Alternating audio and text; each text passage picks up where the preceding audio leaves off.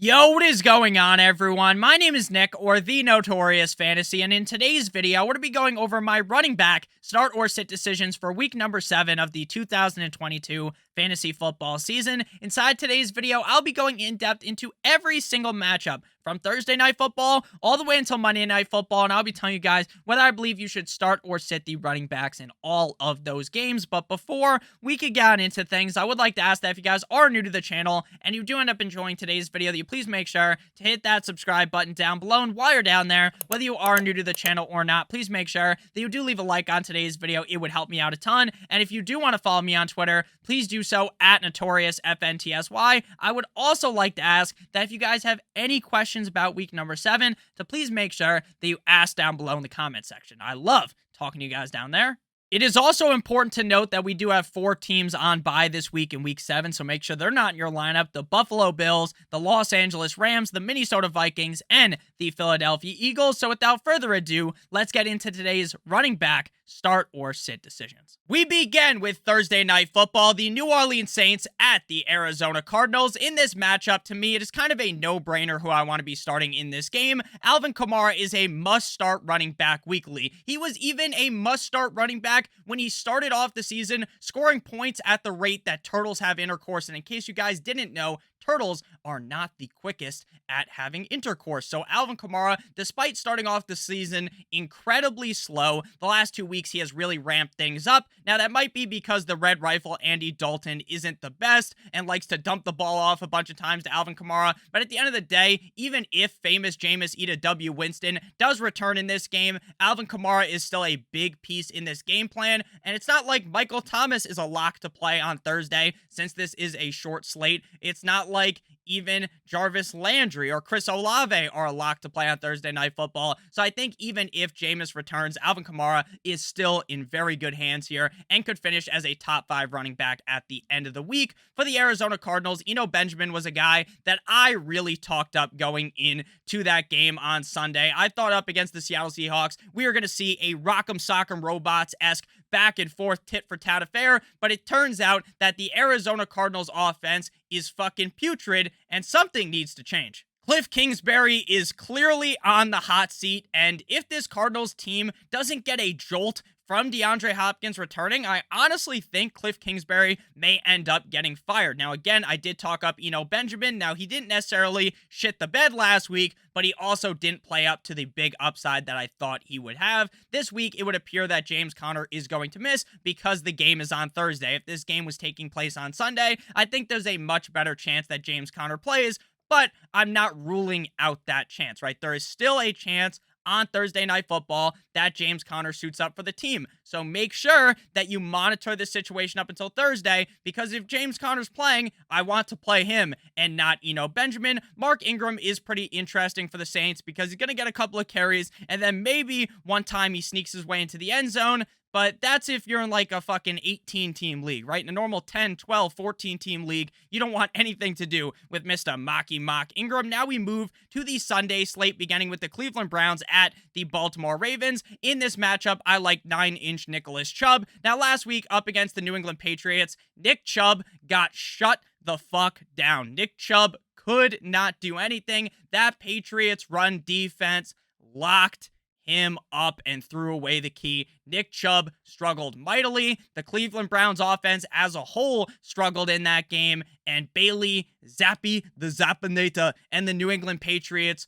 walked away with that game easily. Nick Chubb this week up against the Ravens defense, though, I think we are in for a very big bounce back performance. The Ravens just got their shit plowed in by Saquon Barkley. 9-inch Nicholas Chubb is one of the best running backs in the NFL. One down game doesn't concern me. Nick Chubb is still a must-start running back weekly. Kareem Hunt is definitely not a must-start running back weekly, but if this game does go the way that it could go, where both of these teams are firing at all cylinders, this becomes a higher scoring game, then Kareem Hunt will see more usage because the team will have to throw the ball more. If the Browns take the Ravens and spank them, then obviously Nick Chubb will have a significantly higher chance of having that huge game where he is a top 3 running back. I think this is a closer game, so Kareem Hunt is definitely a start-worthy running back. But besides week 1, we haven't seen much of Kareem Hunt. This Ravens running back room is a disaster. We see J.K. Dobbins is clearly banged up right now. Even John Harbaugh pointed that out. So I'm pretty worried about J.K. Dobbins, if I'm being honest with you. Now, if you are in a deeper league, I understand why you might want to start him, because out of Dobbins and Drake, Dobbins is clearly the more talented player, but the injuries are clearly hampering him. And if I'm being honest with you, if there was a gun pointed directly at my head right now, it said, Nick, who is going to score more points, Dobbins or Drake? At this point, I honestly think I would say Kenyon Drake, but I don't think you really want to be starting Kenyon Drake because the pendulum could completely shift and J.K. Dobbins could be the guy up against the Browns after getting some rest throughout the week. Next up, we move to a very disappointing team, the Tampa Bay Buccaneers, going up against another disappointment of a team, the Carolina Panthers in Carolina. That game for the Panthers went so wrong that they kicked Robbie Anderson off of the fucking team. They kicked him off the field and then traded him like 12 hours later. Bye-bye, Mr. Robbie Anderson. It appears that Christian McCaffrey is a hot commodity on the trade block right now. There are teams sending in offers. I believe that the Buffalo Bills sent in an offer that was declined based upon what I read on Twitter. Christian McCaffrey is a must-start running back regardless of what fucking team he's on. The Panthers are awful. PJ Walker isn't even throwing the ball beyond the line of scrimmage. He's just dump off Central Station to Christian McCaffrey, which is great for CMC. The Buccaneers defense did not look very good last week up against Najee Harris, and they didn't really look good at all up against that whole Pittsburgh Steelers team. It was truly shocking to me that the Buccaneers fell flat in that game. That seemed like a get-right game for the Buccaneers. You get the Steelers without TJ Watt. You get the opportunity to lay a great smackdown, and they don't do it. But Uncle Lenny still's feasting. Uncle Lenny's feasting like Zeke does on Thanksgiving, and I fully expect, and I'm not saying that Zeke does in the game on Thanksgiving, more of that fat bastard probably eats a bunch of food on Thanksgiving, but Uncle Lenny is a must-start running back every week, as is Christian McCaffrey. There's really no need to go super in-depth to these running backs because you already know why you want to start them. Rachaad White did have this blimp of opportunity a couple of weeks ago in prime time up against the Chiefs. To me, is one of the better handcuffs in fantasy football, but unless Leonard Fournette gets hurt, knock on wood, we don't root for injuries, then Rachaad White is basically useless for fantasy football. D'Onta Foreman, to me, would be the handcuff if Christian McCaffrey gets traded, but while he's on the trade block, is it even going to happen? To be honest with you, every year in the NFL, people hype up these trades. These crazy scenarios. Oh, this player's get moved at the deadline. This is going to happen. This is going to happen. And typically, nothing happens. It's not like the NBA where the whole league fucking spit swaps players. That doesn't happen in the NFL. So I think McCaffrey could get traded, but I'm not saying it's probably like a 50-50 chance. And if I'm being honest with you, I think it's more close to like 45-55. I genuinely don't think it's going to end up happening. Next up, we move to the Atlanta Falcons at the Cincinnati Bengals. And the Atlanta Falcons are a legitimate force in the National Football League. They took the 49ers and put them in a spin cycle. They took the 49ers and put them in a toilet, their head in a toilet, and kept fucking flushing the thing, giving them a swirly. It was embarrassing. I thought Jimmy Garoppolo, Jimmy Guap, Jimmy G-Spot was going to have a fantastic performance, but he didn't necessarily shit the bed because he still had a decent game, but the 49ers, wow, that was a very bad game, and we will be talking about the 49ers, obviously, later. The Falcons at the Bengals. Now, while the Falcons looked incredible in that game against the Niners, the running back core without Cordero Patterson is basically a 50-50 down the middle split between Caleb Huntley and Tyler Algier. Caleb Huntley seems like he is the better talent than Tyler Algier, but does it even matter if they're just going to get 50-50 split, basically? Unless one of them scores a touchdown, they're basically both irrelevant. Now, the Bengals defense really has not been that great this season, so there is the upside of Algier and Huntley scoring that touchdown, having that decent game. But again, it's basically like flipping a coin who's going to get 2 extra carries or maybe a target their way. So let's be honest. Let's call a spade here. Both of these guys are sits. Joe Mixon, despite not really averaging that many yards per carry. He just continues to be a volume monster for the Cincinnati Bengals offense. They continue to force feed the ball down this motherfucker's throat. The offensive line has gotten better early on in the season. That offensive line was a turnstile.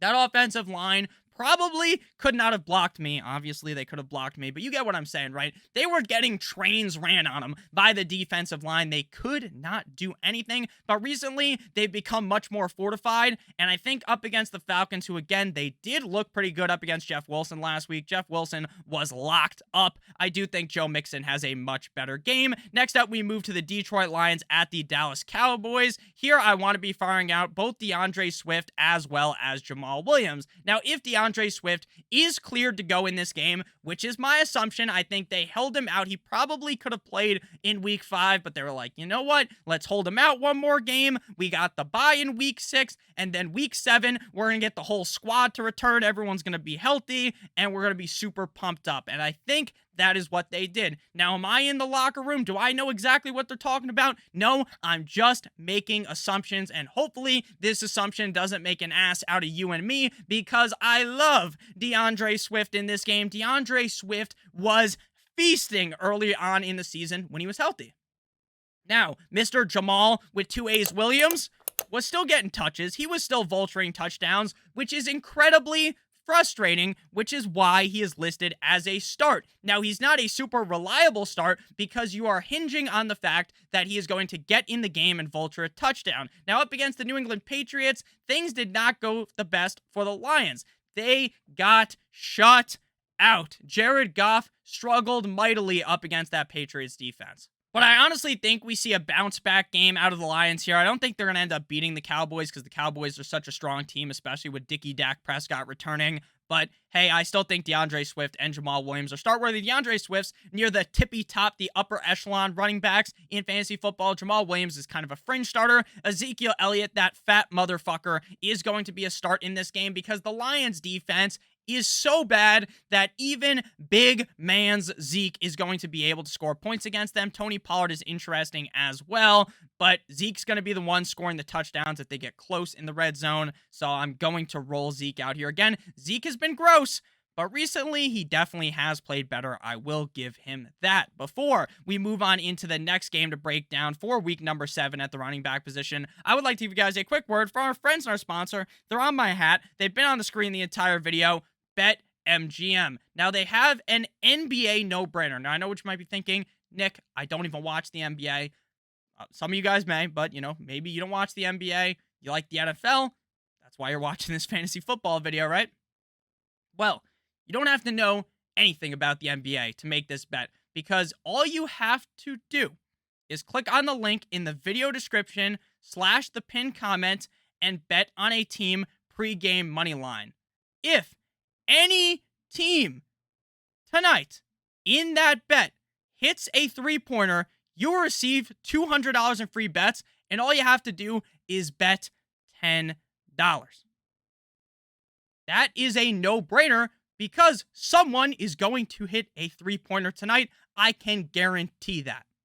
So all you have to do is bet $10 on any pregame moneyline bet, and you'll receive $200 in free bets if anyone hits a 3-pointer. It is that simple. So make sure you take advantage of these offers when they come up, because it's not like these sports books want to hand you this free money. They're offering it right now. So take advantage of it before it is too late.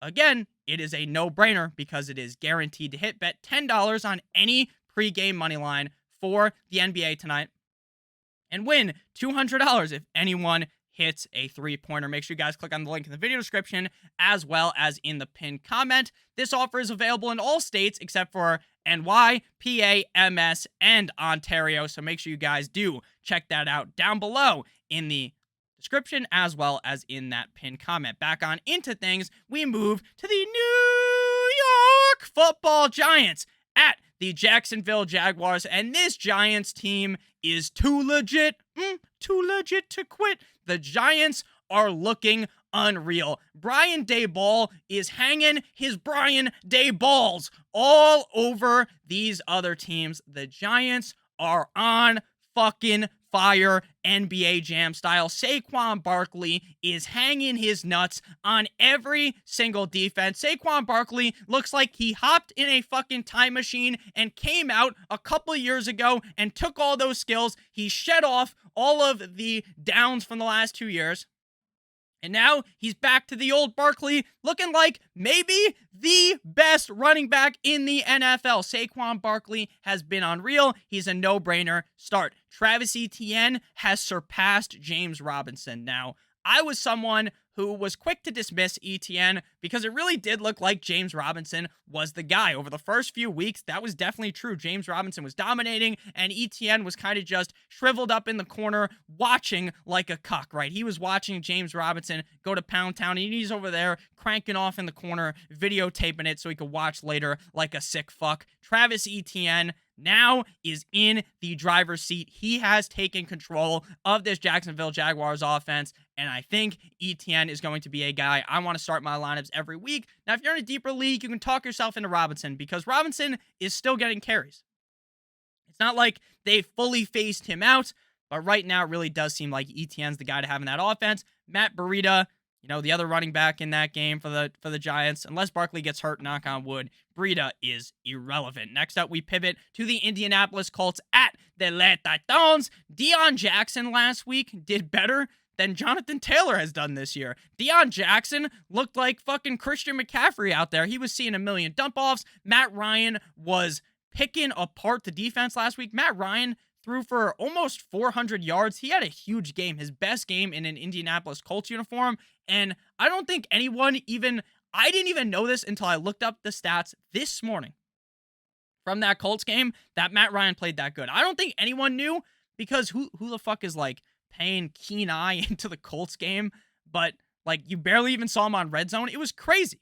It was crazy. That's why, I look at the stats before I come on here so I don't say something crazy that's incorrect. But Deion Jackson looked good. Now, let's hope that Frank Reich figures it out with Jonathan Taylor. The offensive line looked better last week.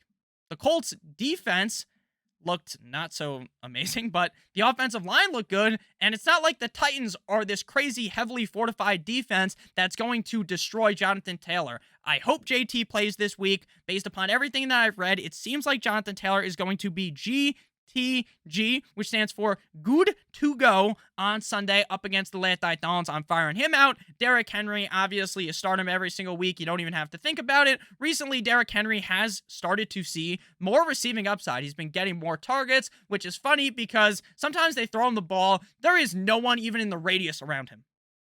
They don't respect the fact that he can catch the ball. It's like when Ben Simmons is near the three-point line and the defense just backs all the way up, right? They're like, dude, Ben Simmons, you're not going to shoot that. And if you do, you're going to brick it. You are doing mental gymnastics in your head. You can't fucking make the three-pointer. So fuck you. I'm going to back up. That's basically what the defense does to Derrick Henry. They're like, you know what? He's going to drop the ball. We don't even have to tackle him, or we don't even have to get near him. But now, obviously, I think they're going to have to start respecting it a little more because Henry has looked much better in the receiving game. Hassan Haskins, all these other backup running backs for the Le Titans are not very hot. Next up, we move to the Green Bay Packers at the Washington Commanders. For the Commies, I'm going to be firing up Brian Robinson Jr., Mr. Many Man himself of the Washington Commanders. Brian Robinson didn't look the best to start off that Thursday Night Football extravaganza, super high-scoring game up against the Chicago Bears. Obviously, I'm kidding. That game was an absolute fucking snooze fest. You might as well have stabbed your fucking eyes out with a bunch of glass instead of watching that thing. It was brutal. Then again, you probably did watch the Broncos game last night, which was even worse, I might add, because that one went to overtime, making it even worse. But Robinson didn't look the best at the beginning, but they kept feeding him. It wasn't like at any point in the game, it seemed like Brian Robinson even had the opportunity to lose his job. That Gibson did look decent in that game. It seemed like the fact that Brian Robinson was the starter kind of lit a fire underneath the ass of Antonio Gibson. But even with that said, Gibson still didn't look the best in that game. Robinson looked better. He scored that tug. I like Brian Robinson here up against the Packers, who just got eviscerated. They just got a train ran on them by Mr. Breece Hall, who we're about to talk about because he's the running back in the next game we get to talk about, okay? Now, Aaron Jones and A.J. Dillon, I'm sick of these motherfuckers. I am sick of these motherfuckers. I really am. Aaron Jones, A.J. Dillon, you never know what to do with them. Realistically, who do I think's more talented? Aaron Jones, but this team still wants to use Dillon, and this team is losing games they should not be losing. The team isn't very good at all. The Packers, without Devontae Adams, have looked not good at all. They are frauds. Frauds. Frauds without Devontae Adams.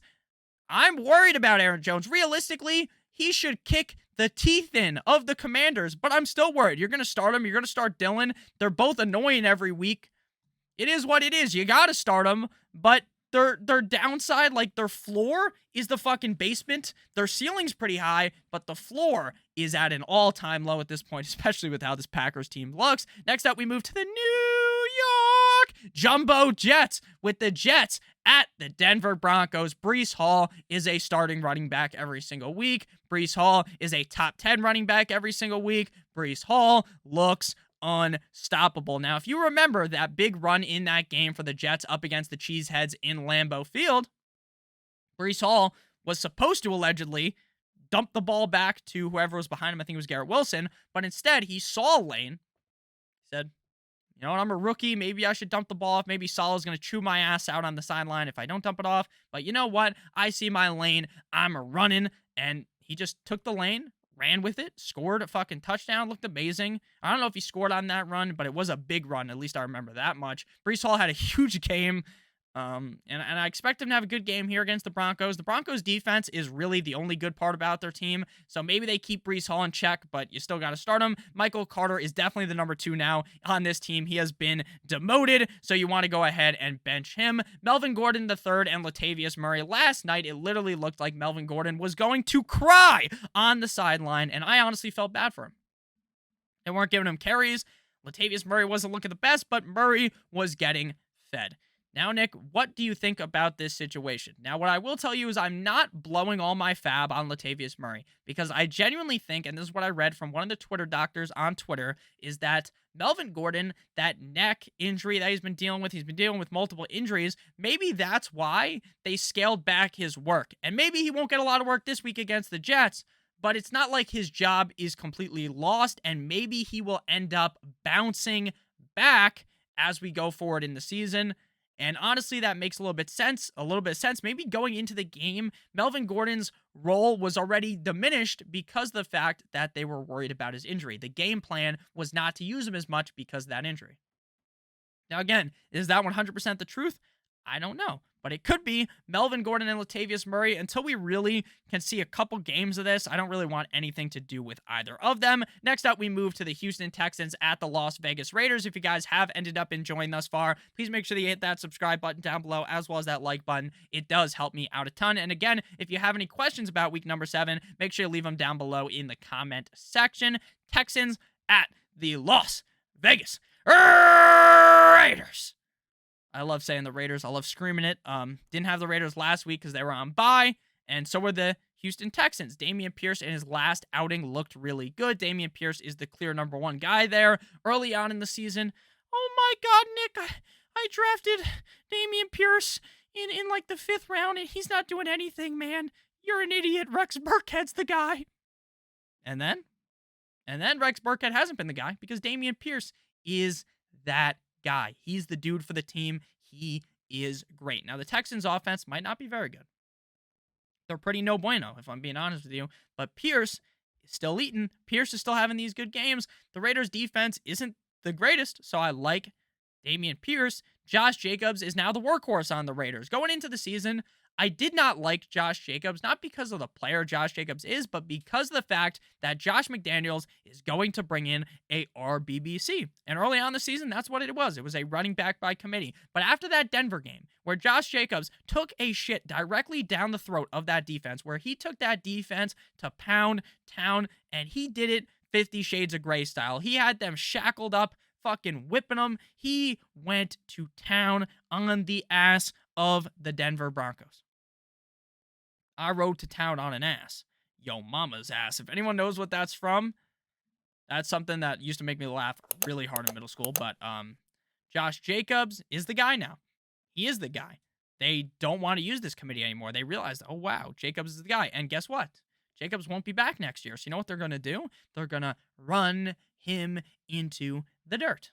So Jacobs is going to see an ass load of carries in this matchup. Rex Burkhead and Brandon Bolden are sits for me because, again, the Raiders have pivoted off of this running back by committee. Next up, we got the Seattle Seahawks at the LA Chargers. Wiki, DJ Dallas did not ruin the day for Kenneth Walker as he looked impressive in his first ever NFL start for the Seattle Seahawks. The team didn't look the best. I thought that was going to be a high-scoring game against the Cardinals. We kind of already touched on that earlier. It wasn't. It definitely wasn't. But Kenneth Walker did look impressive in that game, and I think we're going to have to keep ranking him highly. The Chargers' defense wasn't the best against the run last week. Obviously, it's not like Latavius Murray ran for 1,000,000 yards, but that game was a snooze fest, so not too much happened really anyways, but I like Kenneth Walker in this spot. He's clearly the number one guy. Austin Eckler to start off the year. Dude, it was looking bad. The biggest Austin Eckler fan, the number one Austin Eckler fan. I love Austin Eckler. I love the guy, but man, oh man, things did not look good early on in the season. I was starting to panic, but recently things have started to ramp up. The guy's been scoring a lot of touchdowns. The Seattle Seahawks defense is not like, you know how I said like the Chargers defense isn't the best against the run? The Seahawks defense sucks dick against the run, against the pass, against everything. So Austin Eckler should have a big game, though Justin Herbert, man, oh man, how did you not throw a touchdown yesterday, pal? You threw the ball like 50-something times. What a joke that was. Joshua Kelly, Sony Michel getting work. Michel got a little bit more work last night, but I still think Kelly is the number 2 back. Next up, we move to the Kansas City Chiefs at the San Francisco 49ers for a Super Bowl rematch. Jimmy Garoppolo, Jimmy G-Spot versus Patrick Mahomes. Will the 49ers get the revenge?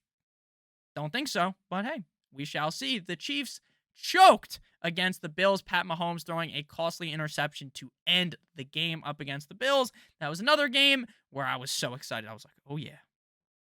You know what? A lot of these games aren't looking the best this week, but the Bills and the Chiefs are looking great. It's looking exciting. Nope. It was not very exciting, but actually it was exciting. It just wasn't as high scoring. So I'm not going to judge a game because it wasn't exciting, because it wasn't as high scoring. It was still a very exciting game, but it wasn't what I thought it was going to be. Clyde Edwards-Helaire, 2 straight weeks in the dump. You couldn't see that, but I hit the fucking thumbs down.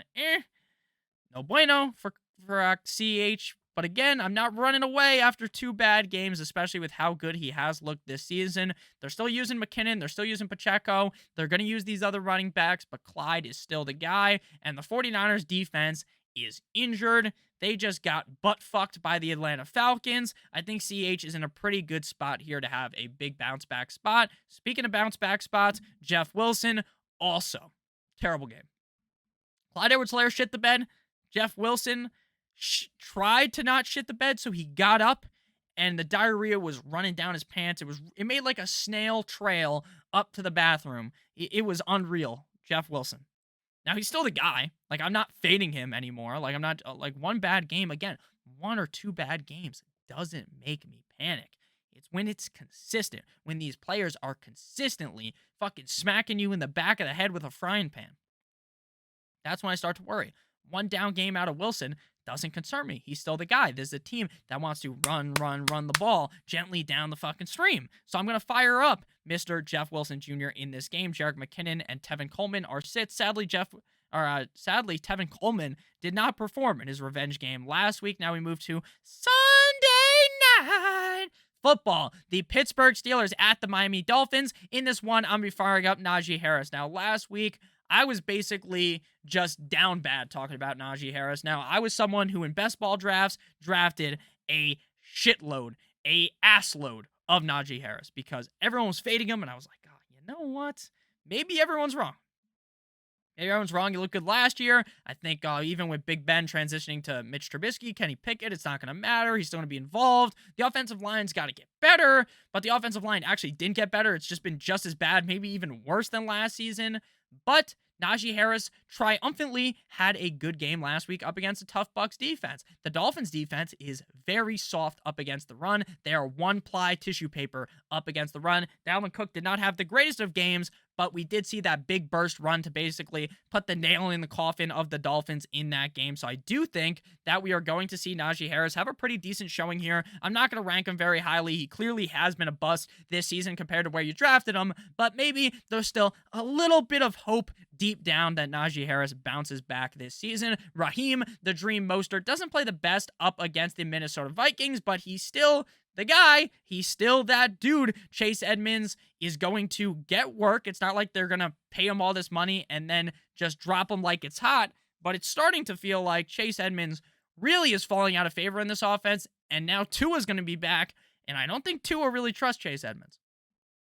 Chase Edmonds dropping crucial passes just doesn't look the best for Chase Edmonds. He's honestly droppable at this point. Jaylen Warren is a sit. They say they want to ramp him up more, but, you know, we all know deep down that Coach Tomlin loves nothing more than a workhorse running back. Final game here, Monday Night Football. The Chicago Bears at the New England Deflatriots. Now, you're going to start David Montgomery with zero confidence. You're going to have zero confidence, but you're going to play him. The Patriots run defense, again, I said this earlier with Nick Chubb. They locked him up. They threw away the key. That was the worst Nick Chubb game I have seen in years. He stood zero chance. It wasn't his fault. It wasn't his fault. The Patriots just had every answer for that. Now imagine what the Patriots are going to game plan for when they know the Bears are going to try to run the ball roughly 7 million times. Now, if there wasn't 4 teams on bye this week, then maybe I'd be like, oh, you can sit David Montgomery. But with how many byes there are, you got to start him. But I'm not expecting much out of Mr. Demont. I'm not expecting much out of Khalil Herbert as well. Ramondre Stevenson season. It's Ramondre Stevenson's season right now. He had a great game last week for the Patriots. He has looked incredible with Damian Harris out for the Patriots. Bailey Zappi, the Zappinator, you've just been zapped, has looked great. Quarterback controversy in New England? Maybe. I'm being honest. I think there might be one. I don't know if Mac Jones is going to retain his spot on the Iron Throne when he comes back as the starter. I'm not sure about that because Zappi's played incredibly well. I don't think Bill Belichick owes Mac Jones shit. Very interesting, but Stevenson is chef's kiss Magnifique, has looked great. We're going to be sitting down Khalil Herbert as well as Pierre Strong. So thank you guys all so much for watching today's video. If you did end up enjoying, make sure that you hit that subscribe button down below as well as hitting that like button. It would help me out a ton. If you do want to follow me on Twitter, please do so at NotoriousFNTSY. And please make sure if you like money, I'm sure you do, check out the BetMGM NBA no-brainer offer. Again, bet $10 on any team pre-game moneyline bet. And if anyone hits a three-pointer, then you will receive $200 in free bets. Make sure you click on the link in the video description or in the pinned comment to activate the offer. Again, it's a no-brainer because it is guaranteed to hit. So thank you guys all so much for watching. Again, make sure you hit that subscribe button, that like button. I hope you guys all have a great rest of your guys' day. We'll be back later with the wide receiver start sit video. I love you guys all so much. And as always, guys, good boy.